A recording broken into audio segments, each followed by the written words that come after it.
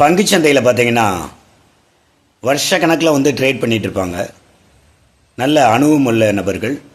அவங்க வாரத்தில் வந்து 3 நாட்கள் ப்ராஃபிட் எடுப்பதற்கான வாய்ப்புகள் இருக்குது. வாரத்தில் மொத்தம் 5 நாட்கள் ட்ரேடிங் இருக்கும், மண்டே டு ஃப்ரைடே. ஸோ இதில் வந்து எப்படி ஒரு 2 நாள் வந்து அவங்களுக்கு வந்து ஸ்டாப் லாஸ் ஹிட் ஆகிறதுக்கு வாய்ப்பு இருக்குது. ஒரு 3 நாள் எப்படியும் வந்து அவங்க ப்ராஃபிட் எடுத்துருவாங்க. இந்த ப்ராஃபிட் ரேஷியோ பார்த்தீங்கன்னா 1:3 ஆர் 1:5 ரேஷியோவில் வந்து அவங்க ப்ராஃபிட் எடுப்பாங்க. ஸோ இதுதான் ஒரு டீசெண்டான ப்ராஃபிட்.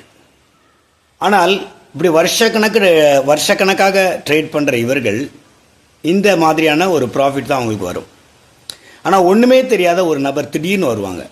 அவங்களுக்கு எதை பற்றியும் ஒன்றுமே தெரியாது. ட்ரேடை பற்றி எதுவுமே தெரியாது, டெக்னிக்கல்னால் என்னன்னு தெரியாது, ஃபண்டமெண்டல்னால் என்னன்னு தெரியாது, ஸ்ட்ராட்டஜினா என்னன்னு தெரியாது, இண்டிகேட்டர், கேண்டில்ஸ்டிக் பேட்டர்ன் எதுவுமே தெரியாது. திடீர்னு உள்ளே வருவாங்க. யாரோ சொல்லியிருப்பாங்க, சொன்னதின் பேரில் வந்து பல லட்சத்தை வந்து உள்ளே போட்டுருவாங்க. அவங்க அந்த பணத்தை போடுற அந்த அன்னைக்கு பார்த்து பை லக் அவங்களுக்கு வந்து ஒரு பெரிய ஒரு ஜாக்பாட் அடித்த மாதிரி மார்க்கெட் வந்து கடன்னு மேலே போக ஆரம்பிக்கும். ஸோ இவங்க போட்டுட்டு விட்டுருவாங்க. என்ன பண்ணணும்னு இவங்களுக்கு தெரியாது. ஜஸ்ட் ஒரு 2 ஹவர்ஸ் கழிச்சு பார்த்தீங்கன்னா அவங்க எவ்வளோ போட்டிருக்காங்களோ அதை விட டபுளாக அவங்களுடைய மணி வந்து கிடச்சிடும். 2 லட்ச ரூபா போட்டிருப்பாங்க, 4 லட்ச ரூபா ப்ராஃபிட்டில் வந்து நிற்கும். ஸோ அந்த இடத்துல க்ளோஸ் பண்ணிடுவாங்க. இப்போ க்ளோஸ் பண்ணிவிட்டு இப்போ இவங்க மனசு என்ன தெரியுமா சொல்லும், நான் தான் சாம்பியன், என்ன மிஞ்சினது யாரும் இல்லை, சந்தையில் வந்து நான் வந்து எவ்வளோ சம்பாரிச்சிருக்கிறேன் அப்படின்னு சொல்லி பார்த்தீங்கன்னா தலகால் புரியாமல் ஆடுவாங்க. ஸோ அப்படிப்பட்டவர்களுக்கு அவர்கள் எந்த இடத்துல வந்து என்ட்ரி எடுத்தார்கள், அந்த இடத்துல எதற்காக என்ட்ரி எடுத்தார்கள், எந்த இடத்துல எக்ஸிட் ஆனாங்க, அதனால் எந்த இடத்துல ஏன் எக்ஸிட் ஆனாங்க, இன்றைக்கு அவர் உள்ளே வந்ததின் நோக்கம் என்ன, எதுவுமே தெரியாது.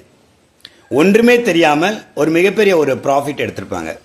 அது மாதிரி தான் இன்றைக்கு 50 ஆண்டு காலத்துக்கு மேலாக நல்ல அரசியல் செய்து கொண்டிருக்க நல்ல தலைவர்கள் இருக்கக்கூடிய இந்த தமிழ்நாட்டில் ஒன்றுமே தெரியாத ஒரு நபர்கள் உள்ளே நுழைந்து திடீர்னு ஒரு அதிர்ஷ்டத்தில் வந்து ஒரு மிகப்பெரிய ஒரு வெற்றியை பெற்றுட்டாங்க. இந்த வெற்றியை பெற்றதுக்கு அப்புறமாக அவங்களுக்கு தலகால் புரியலை, என்ன பண்ணே தெரியலை.